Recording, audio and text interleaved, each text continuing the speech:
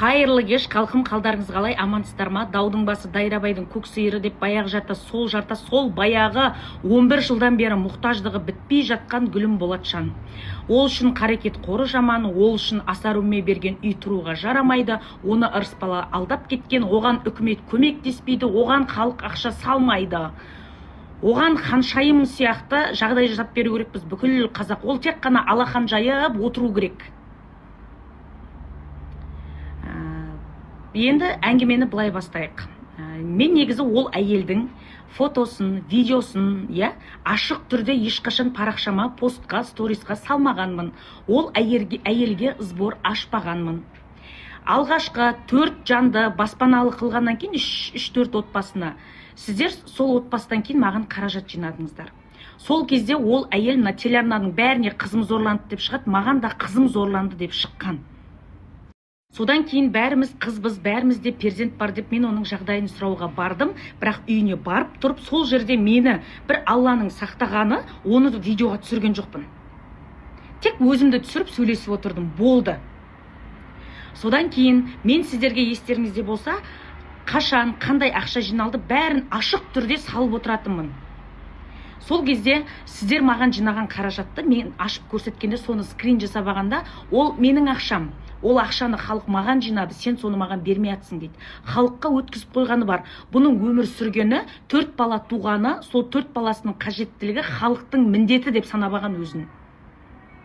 Бұған одан бөлек шешімі бар деген бағдарламада қаскелеңнен тегін үй алып берген бір спонсор, демеуші кәсіпкер аға. Ол үйді алмаған бұл әйел. Одан бөлек человек маске деген бұның көзінің емделуіне, операциясына ақша берген.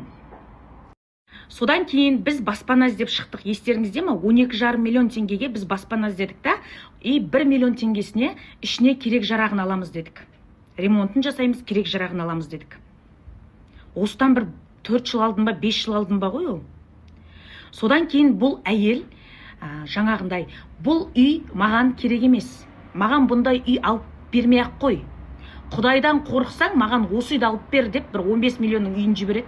Мақұл деп бұның ығына жығалып, мен сорланақ, қызы зорланған ана ғой деп сол үйге барып көрем ғой. Ол үйдің қоршауы жоқ, үйінде су жоқ, ванна жоқ, жуынатын жер жоқ та. Мен сосын айтам, мына үйің қоршалмаған, су жоқ, ванна, жуынатын жер жоқ десем, бірінші сен сол үйді Құдайдан қорықсаң маған алып бересің, одан кейін мен халықтан тағы да жылу жинап, ол үйді қоршап, суын кіргізіп, ваннасын жасап алам дейді ғой. Содан кейін ақыр сен халықтан ақша жинап алады екесің, сен бәрін жасап алады екесің, онда саған мен не қажетім бар? Одан мен сен сияқты қолынан бәрі келетін емес, қолынан келмейтін шын мұқтаж адамдарға көмектесейін, сен өзің жасап ал дедім. Сөйттім да кеттім. Мен оған сбор ашқан жоқпын. Мен халықтың жинап қойған қаражатына алып бергім келген баспана. Сөйттім де, ол жаңа 13,5 миллион ақшаны маған бер, ырыспала жеп қойды. Түпі, міне, атаңның басы айуан. Сен сол үйге 6 балалы ана, 2 баласында шын диагноз бар, мұнандық сияқты өтірік емес, күйеуі қайтыс болған, Майгүл деген апайды сол үйге апарып мен кіргіздім 12,5 миллионның үйіне. Әлі сол үйде тұрып келе жатыр, бала шағасының алды колледж бітіріп, жұмыс жасап жатыр, сол үйде өсіп өніп жатыр. Айуанау, сен сол кезде Майгүл апайды жеті-атасын желдей көшіріп қарғаған жоқсың ба? Майгүл апай сол кезде маған жылап звондаған. Жаңағы енді бала 7 жасқа келгенге дейін жерден таяқ жейді дейді ғой, есігінің алдында баласы ойнап жүріп, басын жарып алған кезде мына әйел қарғаған. Осы үйде 5 па 6 баласы бар ғой, кісінің қателеспесем, әлде 7 ма? Ұмытып тұрмын, уже басындағы үйлер ғой. Мен 100 баспана алып болып, 5-ші ма 6-ші ма үй. Осы үйде деп айтқан, бұл менің несібем, сен менің несібем тартып алып отырсыңдар ырыспала екеуің. Осы үйде бала шағаңның жаназасын шығар деп қарғаған. Тыныштық бермей, Майгүл апай маған звондап қайта-қайта жылаған сол уақытта. Бұның бәрін шығарған жоқпын ғой мен сіздерге.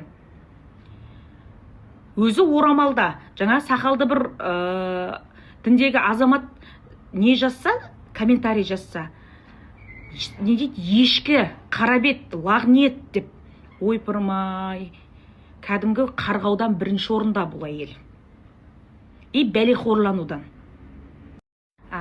Телеканалды жағалап алған, акиматты жағалап алған, халыққа алақан жаюды кәсіп қып алған. Енді осы әйел жаңағындайғы біреудің тапсырмасымен, бұл еще былай ғой, мен үнем айтам, еліңді жамандап жерінде қалай жатасың, қатыныңды жамандап қойнында қалай жатасың дейді. Бұған үкімет бәрін беру керек. Тіпті бұның өмір сүруін Медеу аудандық әкімдігі мойнына алып, бір уақыттарда демеушілердің қалтасынан бұның тұрып жатқан пәтер ақысын төлеп жүрген. Оған да бұның көңілі толмайды ғой, шіркін. Соның бәріне миы жеткен бұның ана артын көтеріп, ана бала шағасын 11 жылдан бері қайыршылыққа қару қылып, балам ауру, қызым зорланған дей бермей, бұл неғып жұмысшы, соған миы жеткен, соған бәлеқорлығы жеткен қатынның неғып бір жерін көтеріп жұмыс жасауға миы жетпейтінін мен әлі күнге дейін түсінбей келе жатырмын. 11 жыл болды халыққа алақан жайып келе жатыр. Бұған Назарбаевтың жүйесі жақпайды. Мен осы уақытқа дейін үндемей келдім. Қош, қайбір жетісіп жүрген қатын есі дұрыс болса 11 жылдан бері бала шағасының алды міне 11-ші сынып бітіріп жатыр деп өзі салып отыр, 9-ші сынып бітіріп жатыр, соңғы қоңырауына қызымның ақша беріңдер деп жатыр. Есі дұрыс адам, бала шағасын ойлайтын адам 11 жылдан бері бала шағасын қару қылып елдің алдына шығарып, ертең ол құда болады, құдағи болады, соның ар жағын, ана бала шағасын ойламай отырған адам, ол мен ойлап қайтеді. Есі дұрыс емес адам. Мүмкіндігі шектеулі қызы болса, сол мүмкіндігі шектеулілерге арналған жәрдемақыны алып отыр. Көп балалы отбасыларға дегенді алып отыр. Соның бәрін адам сәл ойлау керек қой. Осының бәрін үкімет беріп жатыр. Қиналғанында халық көмектесіп жатыр. Сол ырыспала ит болса да менің алдыма қызыңыз зорланған екен, емдеп алыңыз деп 1,5 миллион теңге ақшасын алып келді ғой менің алдыма деп ойламайды ғой. Маған продукт әкеп берді, мен соны бала шағама жегіздім ғой деп ойламайды ғой. Үкіметке қарсы шыққан, жаңа шетелге қашып кетіп, Қазақстаннан қазақтың жерінде туылып, қазақтың жерінде кіндік қаны тамып, қазақтың суын ішіп, әке шешесінен, отбасынан бас кешіп, ақша үшін бәрін сатуға дайын, шетелде қаңғып жүріп, қазақтың арасына іріткі салатындар оппозициялық топтарға қосылып алып, бұл қатын таңнан кешке дейін қолында телефон, единицасы бітіп қалса да халыққа единица сал дейді, туған күні болса да халыққа подарка көрмеппін дейді. Соларға қосылып алып, тек үкіметті, қазақты, халықты жамандағаннан басқа қолынан түк келмейді. Одан кейін Ырысбала Екранбайға жала жабудан басқа. Енді бұл қатын мені алаяқ деп жатыр, менің алаяқтығым дәлелденбеген, мен қазір юристіме барлық данныйдың бәрін жіберіп, үстінен арыз жазып жатырмын. Ертең маған кешіре сал деп әңгіме айтпаңыздар. Егер сенің айтарың бар ма, сені ешкім қорғамай жатыр ма, заң бар қорғайтын. Маған айтарың болса, арыз жаз бар.